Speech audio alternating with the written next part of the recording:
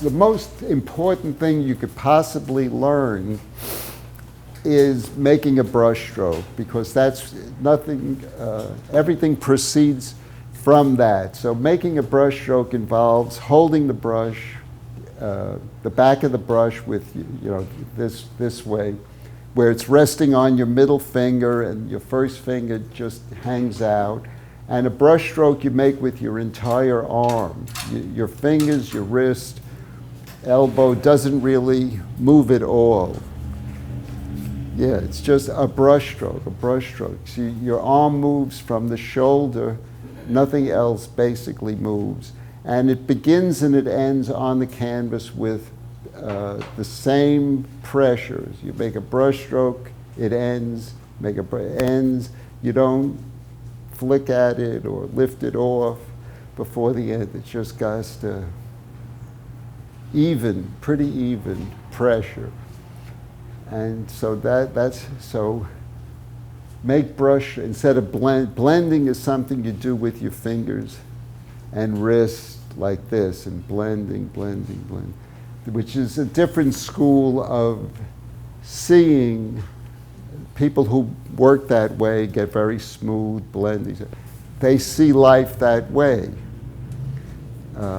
So painters see life differently. So to learn to paint, of course, you have to think like a painter, which means pieces of paint. You're putting down pieces of paint and trying to make each piece of paint descriptive, as I was saying before. So not carelessly, if you feel the form goes, you try to describe it with a brush stroke. The form goes this way, the tension, whatever it is, you're trying to describe something specific with each brush stroke, so each brush stroke must be specific.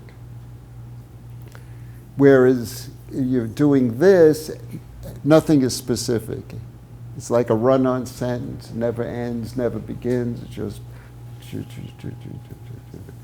so. But as I say, people who paint that way see the world a particular way. People who paint with brush strokes see the world differently. But there'll be a test. Anyhow, but the most important thing is each brush stroke is finite, begins and it ends, because it's describing just so much. There's no run-on. The form keeps changing direction. You can't do this because there's a lot of things happening. So each thing you have to see as a specific piece of business, you understand? So then you start, your brush stroke helps you see more specifically, and making good brush strokes helps you see more specifically. Seeing more specifically helps you make better brush strokes.